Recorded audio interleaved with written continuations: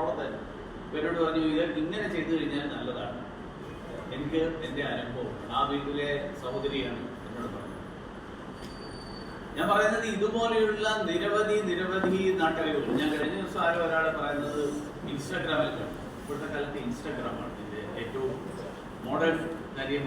Reels ആണ്.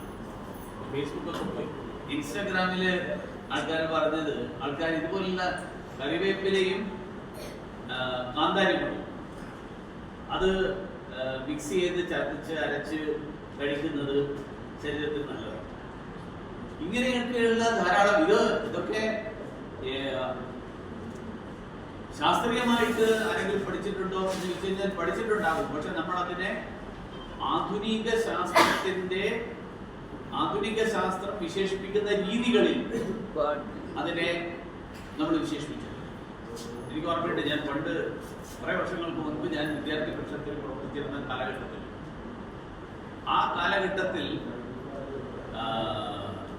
ആയുർവേദത്തിലെ ചികിത്സാ സംവിധാനം, ആയുർവേദത്തിൽ ശസ്ത്രക്രിയ,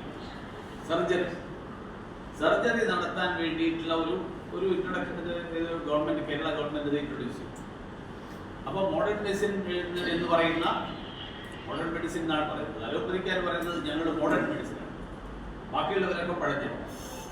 അപ്പൊ ഈ മോഡേൺ മെഡിസിൻ എന്ന് പറയുന്ന അലോപ്പതി, ആ അലോപ്പതിക്കാർ പറഞ്ഞു ഇവർക്ക് ചികിത്സ ശസ്ത്രക്രിയ പഠിപ്പിക്കുന്നത്.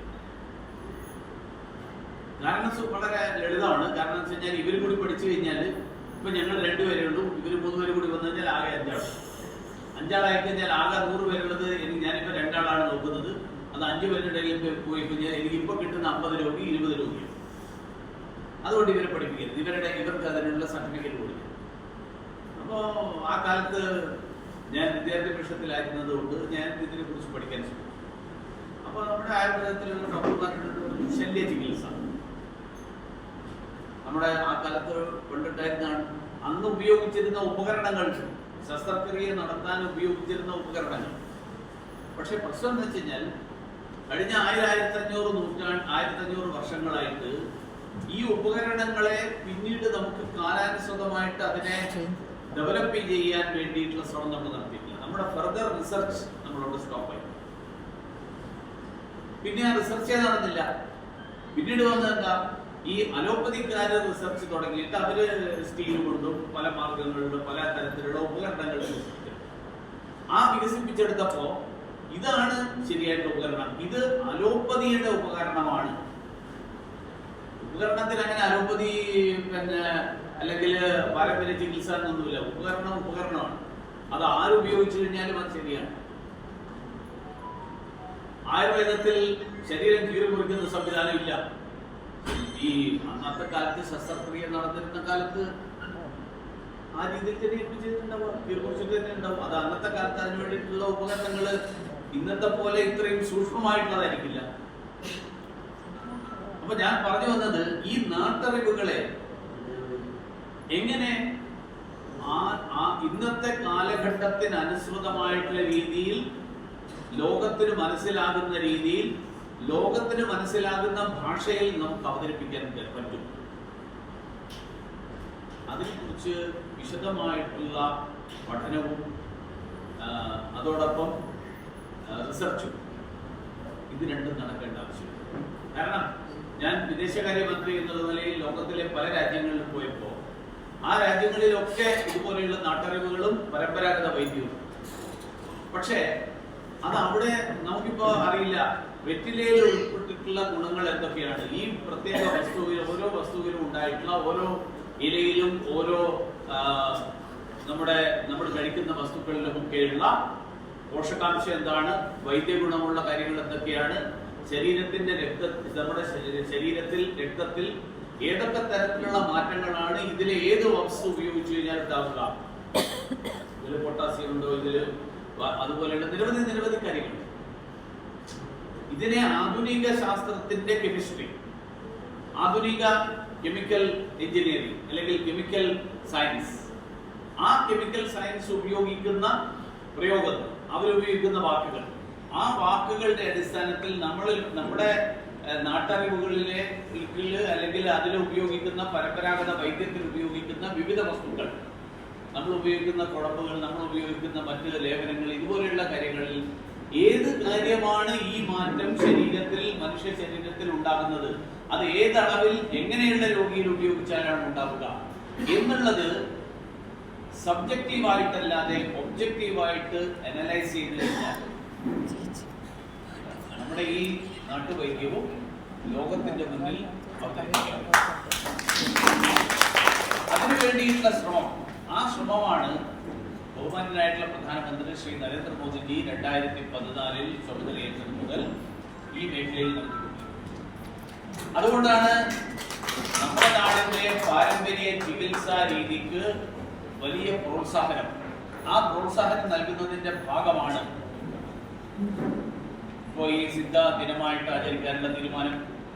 പാരമ്പര്യ ഔഷധങ്ങളുടെ ഉൽപാദനവും വിപണനവും ഗവേഷണവും അടക്കമുള്ള വിവിധ മേഖലകളെ പ്രോത്സാഹിപ്പിക്കാൻ വേണ്ടിയിട്ടുള്ള ശ്രമം, ദേശീയ ആയുഷ് മിഷൻ രൂപീകരിക്കാനുള്ള തീരുമാനം, ആയുർവേദ, യുനാനി, സിദ്ധ, ഇത് മൂന്നിനെയും സംയോജിപ്പിച്ചുകൊണ്ടാണ് ആയുഷ് മിഷൻ ഉണ്ടാക്കിയിട്ടുള്ളത്.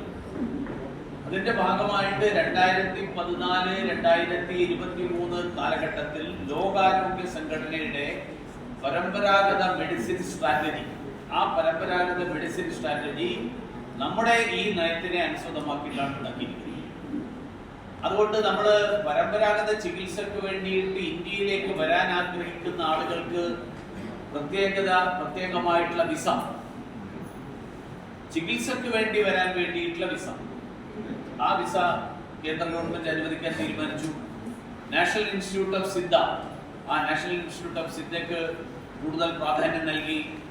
അതോടൊപ്പം ആയുഷ് മന്ത്രാലയത്തിന്റെ കീഴിലുള്ള central council for research in Siddha, ആ സിദ്ധയ്ക്ക് തിരുവനന്തപുരത്ത് അടക്കമുള്ള ഈ സ്ഥാപനങ്ങളെല്ലാവരും, എല്ലാ സ്ഥാപനങ്ങളുടെയും പിന്തുണ ആ national institute of central council for research in സിദ്ധയ്ക്ക് ലഭിക്കുന്നുണ്ട് എന്ന് എനിക്കറിയാം. മാത്രമല്ല, നമ്മൾ പരമ്പരാഗത വൈദ്യത്തെ സംരക്ഷിക്കാനും പരിപോഷിപ്പിക്കാനും വേണ്ടിയിട്ടാണ് ലോകാരോഗ്യ സംഘടന ഗുജറാത്തിൽ global centre for traditional medicine, അങ്ങനെയുള്ള പരമ്പരാഗത വൈദ്യത്തിന്റെ സംബന്ധിച്ചിട്ടുള്ള ഗവേഷണം, അത് സംബന്ധിച്ചിട്ടുള്ള പഠനങ്ങൾ, ആ അറിവുകൾ, ലോകത്തെമ്പാടുമുള്ള അറിവുകൾ, അത് മുഴുവൻ ലോകത്തിനും ലഭ്യമാക്കുക. ഭാരതത്തിന്റെ അറിവുകൾ ഭാരതത്തിനകത്തോ അല്ലെങ്കിൽ സാധാരണ നമ്മുടെ നാട്ടറിവുകളുടെ പ്രത്യേകത, ഒരു പ്രദേശത്ത്, ഒരു ഗ്രാമപ്രദേശത്ത് ഒരു വൈദ്യൻ ഉണ്ടാവും, അദ്ദേഹത്തിന് പരമ്പരാഗതമായിട്ട് തലമുറയായിട്ട് പല അറിവുകൾ കിട്ടിയിട്ടുണ്ട്, അദ്ദേഹത്തിന്റെ പൂർവികന്മാർക്ക് പറഞ്ഞു കിട്ടിയിട്ടുള്ള കാര്യങ്ങളുണ്ട്, കേട്ട് അറിഞ്ഞിട്ടുള്ള കാര്യങ്ങളുണ്ട്, ഓലകളിലൂടെ കൈമാറിയിട്ടുള്ള കാര്യങ്ങളുണ്ട്, അത് തുടർന്നു പോകുന്നു. 5 കിലോമീറ്റർ അപ്പുറത്തുള്ള ആൾക്ക് ഇതിനെക്കുറിച്ച് ഒരു ധാരണയുണ്ടാവും. കാരണം അന്നത്തെ കാലത്ത് വാർത്താവിനിമയ സംവിധാനങ്ങൾ കുറവായിരുന്നു. ഇന്ന് ഒരു അറിവ് നമ്മൾ ഇന്റർനെറ്റിൽ വന്നു കഴിഞ്ഞാൽ ആ അറിവ് ലോകത്തിന് മുഴുവൻ സ്വന്തമായി. പക്ഷെ ആ അറിവ് സ്വന്തമാകണമെങ്കിൽ കേരളത്തിന്റെ കാലാവസ്ഥയിൽ ഉപയോഗിക്കുന്ന വസ്തു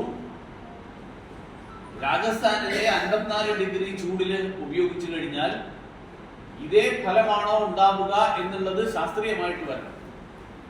അപ്പൊ നമ്മൾ പറയേണ്ടി വരും, ഇല്ല, ഈ കാലാവസ്ഥയിൽ ഈ രീതിയിൽ ഉപയോഗിച്ചാലാണ് ഇതിന് പ്രയോജനപ്പെടുന്നത്. ഹിമാലയങ്ങളിലും ഹിമാലയ താഴ്വാരങ്ങളിലും ഒക്കെ ധാരാളം ഇതുപോലെയുള്ള നിരവധി ചികിത്സാ പ്രധാനമായിട്ടുള്ള ഔഷധ ഗുണമുള്ള ധാരാളം സസ്യങ്ങളുണ്ട് എന്നാണ് പറയപ്പെടുന്നത്. അത് നമ്മൾ ഇവിടെ കൊണ്ടുവന്ന് വളർത്താൻ ശ്രമിച്ചു കഴിഞ്ഞാൽ ചിലപ്പോൾ പ്രയോജനപ്പെട്ടില്ല. കാരണം അവിടുത്തെ കാലാവസ്ഥ ഉണ്ടായിരിക്കും അതിന്റെ ആ ഔഷധ ഗുണം നിലനിൽക്കുന്നത്. അപ്പൊ ഇതിനെക്കുറിച്ചുള്ള പഠനം, ഇതിനെക്കുറിച്ചുള്ള കാര്യങ്ങൾ, ഇതിനെക്കുറിച്ച് പഠിക്കണം. അതിനു വേണ്ടിയിട്ടുള്ള അത് പ്രയോജനപ്പെടുത്താൻ, അതിന് പ്രോത്സാഹനം നൽകാൻ, നിർമ്മിക്കാൻ, ഇതിനൊക്കെയുള്ള സാധ്യതകൾ വേണം. അപ്പൊ അങ്ങനെയുള്ള ഗ്രാമീണ മേഖലയിലെ ഇന്നും സജീവമായിട്ട് നിലനിൽക്കുന്ന നാട്ടുവൈദ്യം, ആ നാട്ടുവൈദ്യത്തിൽ ഉപയോഗിക്കുന്ന പച്ചമരുന്നുകളും അതുപോലെയുള്ള വസ്തുക്കളും ഒക്കെ, അതൊക്കെ അതിനൊക്കെ പ്രോത്സാഹനം നൽകുക എന്നുള്ളതിന്റെ ഭാഗമായിട്ട് കൂടിയാണ് നമ്മുടെ നെടുമങ്ങാടിനടുത്തുള്ള ലക്ഷ്മിക്കുട്ടി അമ്മയെ രാജ്യം പത്മശ്രീ നൽകി ആദരിച്ചത്. അന്തരിച്ച കർണാടകത്തിലെ തുളസി ഗൗഡ 96 വയസ്സുള്ള അമ്മയാണ്. അവര് പരിസ്ഥിതി സംരക്ഷണത്തിലാണ് അവർക്ക് രാജ്യം പത്മശ്രീ നൽകിയിട്ടുള്ളത്. കാരണം പരിസ്ഥിതി സംരക്ഷണം എന്ന് പറഞ്ഞാൽ ഫലത്തിൽ ഇത് തന്നെയാണ്. നമ്മുടെ നാട്ടിൽ ഇത്രയും കാലങ്ങളായിട്ട് നിലനിൽക്കുന്ന കാര്യങ്ങൾ, അതിനെ സംരക്ഷിക്കാൻ വേണ്ടിയിട്ടുള്ള പരിശ്രമം, നമ്മുടെ കാവുകൾ, അങ്ങനെയുള്ള നിരവധി കാര്യങ്ങൾ. അപ്പോൾ അത്തരത്തിലുള്ള കാര്യങ്ങൾ ഈ നാട്ടുവൈദ്യത്തിനെ കാലാനുസൃതമായിട്ട് അതിനെക്കുറിച്ചിട്ടുള്ള വിശദാംശങ്ങൾ, അതിനെക്കുറിച്ചിട്ടുള്ള ഗവേഷണം നടത്തി അതിൻ്റെ അറിവ് രൂപീകരിച്ചുകൊണ്ട് അറിവുകൾ സാർവദേശീയമായിട്ട് അവതരിപ്പിക്കാൻ കഴിയുന്ന രീതിയിൽ അതിനെ പ്രോത്സാഹനം നൽകുക, ഇതാണ് സർക്കാർ ആഗ്രഹിക്കുന്നത്. സർക്കാരിന്റെ പരിശ്രമം കൊണ്ട് മാത്രമാണ്. ഉദാഹരണത്തിന് കഴിഞ്ഞ ദിവസം ഡെറാഡൂണിൽ ആയുർവേദ കോൺഗ്രസ് നടന്നു. നാട്ടറിവുകളുടെ ഒരു ദേശീയ തലത്തിലുള്ള ഒത്തുചേരൽ, എനിക്കറിയില്ല നടന്നിട്ടുണ്ടോ ഇല്ലയോ.